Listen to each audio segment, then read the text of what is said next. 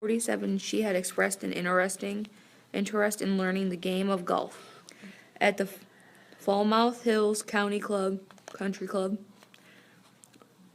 That she did indeed take lessons for 4 months. That her instructor was Falmouth Hills golf pro Glenn Quinton.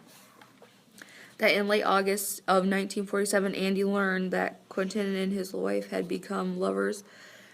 That Andy and Linda Dufresne argued bitterly on the afternoon of September 10, 1947, that the subject of their argument was her infidelity. He testified that Linda professed to be glad he knew. The sneaking around, she said, was distressing. She told Andy that she planned to obtain a Reno divorce. Andy told her he would see her in hell before he would see her in Reno. She went off to spend the night with Quentin in Quentin's rented bungalow not far from the golf course. The next morning, his cleaning woman found both of them dead in bed. Each had been shot 4 times.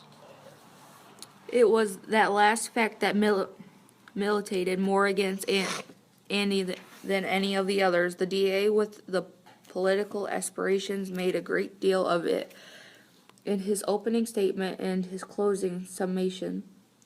Andrew Dufresne, he said, was not a wronged husband seeking a hot-blooded revenge against his cheating wife. That the DA said could be understood if not condoned, but the revenge had been a much more colder type. Consider, the DA stuttered, a jury 4 and 4, not 6 shots, but 8. He had fired the gun empty and then stopped to reload so he could shoot each of them again, 4 for him and 4 for her. The Portland Sun blared. The Boston Register dumped him, the Steven killer. A clerk from the Wise pawn shop in Lewiston testified that he had sold a 6-shot .38 police special to Andrew Dufresne just 2 days before the double murder. A bartender from the country club bar testified that Andy had come in around 7 o'clock on the evening of September 10th, had tossed off 3 straight whiskeys in a 20-minute period. When he got up from the bar stool, he told the bartender that he was going up to Glenn Quinton's house, and he, the bartender, could read about the rest of it in the papers. Another clerk, this one from the handy pick store a mile or so from Quentin's house, told the court that Dufresne had come in around 8:45 on the same night. He purchased cigarettes, 3 quarts of beer, and some dish towels. The county medical examiner testified that Quentin and the Dufresne woman had been killed between 11 p.m. and 2 a.m. on the night of September 10th through 11th. The detective from the Attorney General's office who had been in charge of the case testified that there was a turnout less than 70 yards from the bungalow, and that on the afternoon of September 11th, 3 pieces of evidence had been removed from that turnout. First item, 2 empty quart bottles of Narragansett beer, with the defendant's fingerprints on them. Second item, 12 cigarette ends, all Cools, the defendant's brand. Third item, a plastic cast of a set of tire tracks, exactly matching the tread and wear pattern of the tires on the defendant's 1947 Plymouth. In the living room of Quinton's bungalow, 4 dish towels had been found lying on the sofa. There were bullet holes through them and powder burns on them. The detective theorized over the agonized objective of Andy's lawyer that the murderer had wrapped the towels around the muzzle of the murder weapon to muffle the sounds of the gunshots. Andy Dufresne took the stand in his own defense and told his story calmly, coolly, and dispassionately.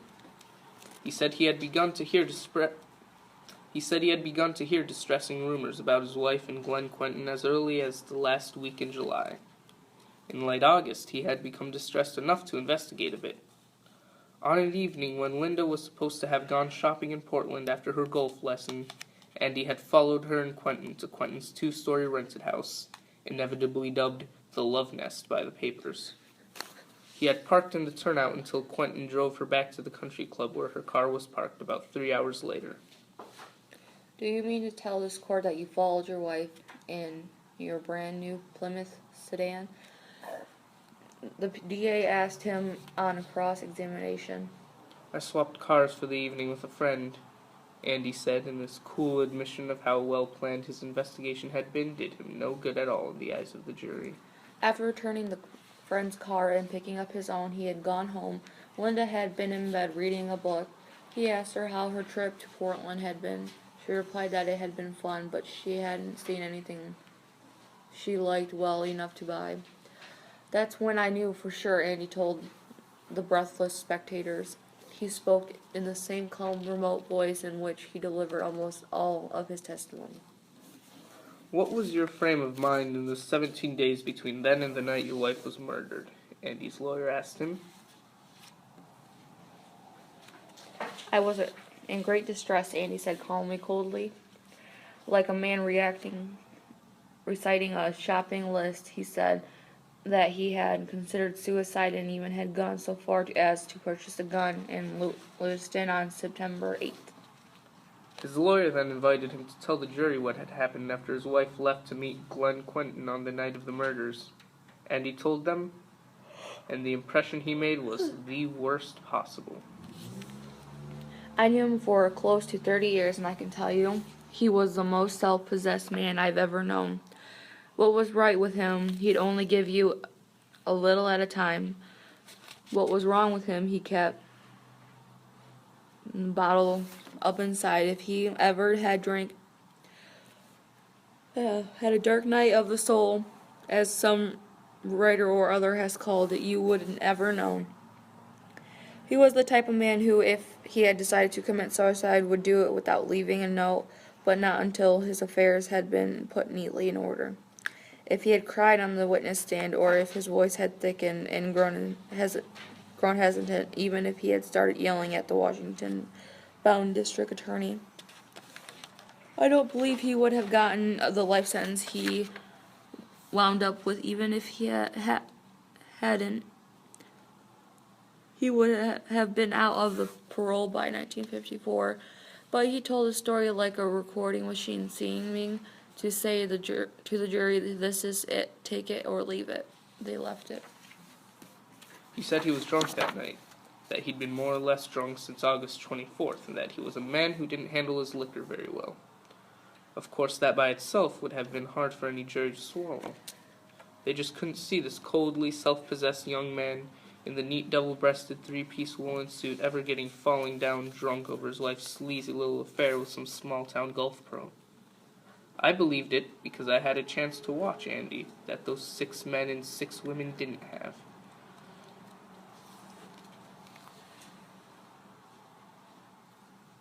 I lost my spot. I'll keep reading until we find it. Andy Dufresne took just 4 drinks a year, all the time I knew him. He would meet me in the exercise yard every year before a week before his birthday, and then again about 2 weeks before Christmas. On each occasion he would arrange for a bottle of Jack Daniels. He bought it the way most cons arrange to buy their stuff, the slave wages they pay in here, plus a little of his own. Up until 1965, what you got for your time was a dime an hour. 65, they raised it all the way up to a quarter. My commission on liquor was, and is, 10%, and when you add on that surcharge to the price of a fine sippin' whiskey like the Black Jack, you get an idea of how many hours of Andy Dufresne's sweat in the prison laundry was going to buy his 4 drinks a year. On the morning of his birthday, September 20th, he would have himself a big knock, and then he'd have another that night after lights out. The following day, he'd give the rest of the bottle back to me, and I would share it around. As for the other bottle, he dealt himself one during Christmas night and another on New Year's Eve. Then that bottle would also come to me with instructions to pass it on. 4 drinks a year. That is the behavior of a man who has been bitten hard by the bottle, hard enough to draw blood. He told the jury that on the night of the 10th he had been so drunk that he could only remember what had happened in little isolated snatches. He had gotten drunk that afternoon. I took on a double helping of Dutch courage, is how he put it before taking on Linda. After she left to meet Quentin, he remembered deciding to confront them on the way to Quentin's bungalow. He swung into the country club for a couple of quick ones. He could not he said remember telling the bartender he could read about the rest of it in the papers or say anything to him at all. He remembered buying a beer in the handy pick, but not in the dish towels. Why would I want dish towels? He asked. In one of the papers reported that 3 of the lady jurors shuddered. Later, much later, he speculated to me about the clerk who had testified on the subject of those dish towels, and I think it's worth jotting down what he said. Suppose that during their canvass for witnesses, Andy said one day in the exercise yard, they stumble on this fellow who sold me the beer that night. By then 3 days have gone by. The facts of the case have been broadsided in all the papers. Maybe they ganged up on the guy, 5 or 6 cops, plus the dick from the Attorney General's office, plus the DA's assistant. Memory's a pretty subjective thing, Red. They could have started out with, isn't it possible that he purchased 4 or 5 dish towels, and worked their way up from there. If enough people want you to remember something, that can be a pretty powerful persuader. I agreed that it could. But there's one even more powerful. Andy went on in that musing way of his. I think it at least possible that he convinced himself it was the limelight. Reporters asking him questions, his picture in the papers, all topped of the course by his star turned in court. I'm saying that he deliberately falsified his story and perjured himself. Yes. I think it's possible that he could have passed the lie detector test with flying colors, or sworn on his mother's scarce name that I bought those dish towels. But still, memory is such a goddamn subjective thing. I know this much.